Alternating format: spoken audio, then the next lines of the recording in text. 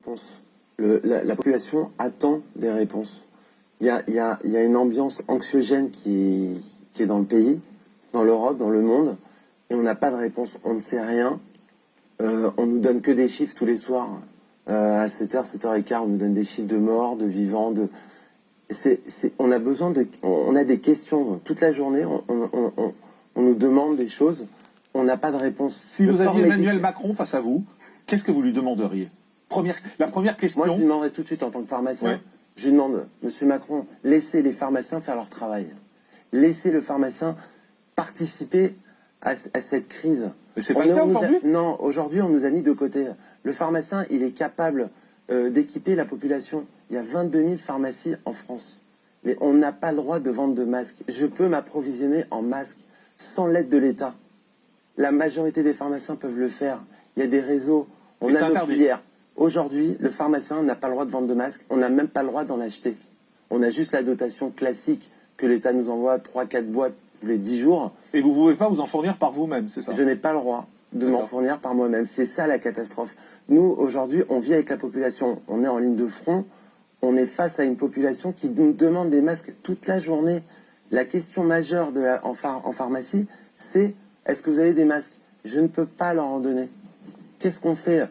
L'État nous a mis un décret comme quoi on n'avait plus le droit de vendre de masques. Mais je ne demande pas de l'aide de l'État pour ça.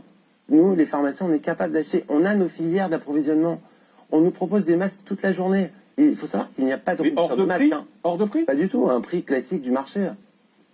Le prix classique du marché. Un masque aujourd'hui, ça vaut à l'achat peut-être en Chine, non, mais attendez, un peu plus de 50 centimes. Excusez-moi Bruno Fellouche, je comprends rien à ce que vous êtes en train de me dire. Ça fait 3 semaines qu'on nous dit partout qu'il n'y a pas de masque, qu'on n'en trouve pas, etc. Vous arrivez sur ce plateau et vous dites, mais moi des masques, j'en ai quand vous voulez. Quand vous voulez, j'ai des masques. Va pas, oui, il y a des grandes entreprises aujourd'hui en France qui ont réclamé de pouvoir acheter des masques. Ils les ont eus.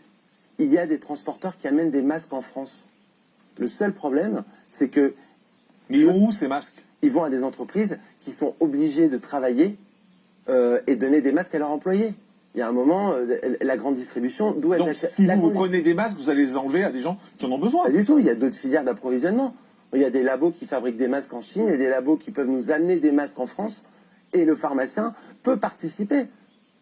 Excusez-moi, c'est le bordel. Excusez-moi, je comprends rien. Non, mais docteur Pérez, excusez-moi, je comprends rien à cette histoire. Il y en a ou il n'y en a pas des masques? Mais alors, je suis totalement d'accord avec ce qu'il vient de dire. Moi, aujourd'hui, vous savez, je suis journaliste médical, mais aujourd'hui, je reçois des SMS qui m'expliquent que je peux acheter des masques, qu'on connaît les filières, qu'il existe des producteurs qui sont aux normes européennes. On peut en acheter. Maintenant, pourquoi le gouvernement en achète mais veut les réserver? Mais moi, je trouve que cette histoire de masques est la plus scandaleuse depuis le début de cette épidémie. Moi, je propose, excusez-moi, moi je propose à la limite que l'État veuille s'occuper de l'hôpital. Avec plaisir, au contraire. Alors, ils pourront acheter des masques pour l'hôpital, mais nous, laisser le pharmacien s'occuper de la population, c'est notre métier. On est là pour la santé publique. Le pharmacien est capable de gérer la crise pour la population, pour les Français. Mais tous les deux sur ce plateau aujourd'hui, vous êtes en train de me dire des masques, on peut en avoir. Il y en a plein, je vous sors des commandes de masques. Il y en a partout. Oui, non, mais oui. Non, j'ai pas le droit, je n'ai pas le droit. Moi, j'ai des fournisseurs de masques qui me demandent, est-ce que tu veux des masques? Je leur dis, je ne peux pas en vendre. Docteur Pérez, expliquez-moi. La doctrine de ce gouvernement sur les masques est chaotique depuis le début de l'épidémie. Et la chose la pire qui a été faite, c'est M. Castaner qui a voulu interdire les arrêtés des maires qui demandaient que toutes les personnes portent des masques dans l'espace public. Je trouve que tout ça est délirant. Quand Mme Sibeth Ndiaye explique que les Français ne sauraient pas les porter, c'est délirant, c'est même criminel. Aujourd'hui, dans les revues scientifiques internationales, dans le British Medical Journal par exemple, la semaine dernière, il y a des chercheurs britanniques qui disent oui, il faut porter des masques.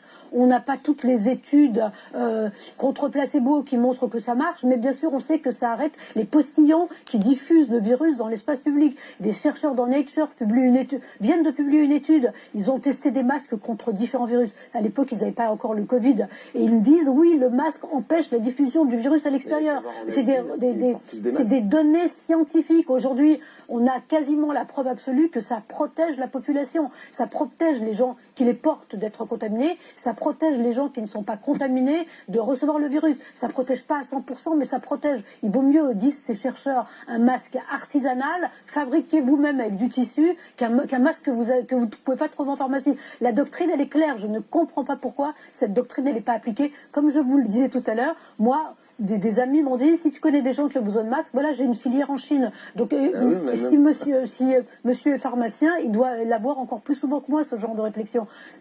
Mais alors, quel est le problème? Expliquez-moi, parce que moi, je ne comprends pas. Quel est le problème? S'il y a des masques, pourquoi est-ce qu'on ne peut pas les avoir? Le prix, peut-être? Est-ce que la France est prête à payer un prix qui a été augmenté depuis quelques mois? Il faut reconnaître qu'il y a une demande mondiale. Un des rares fabricants au monde, c'est la Chine. Est-ce que aujourd'hui... Mais vous me dites que vous avez des masques qui sont en gros dans la moyenne... Oui, le masque, dans la moyenne des prix. Un masque, ça ne coûtait pas ce prix-là.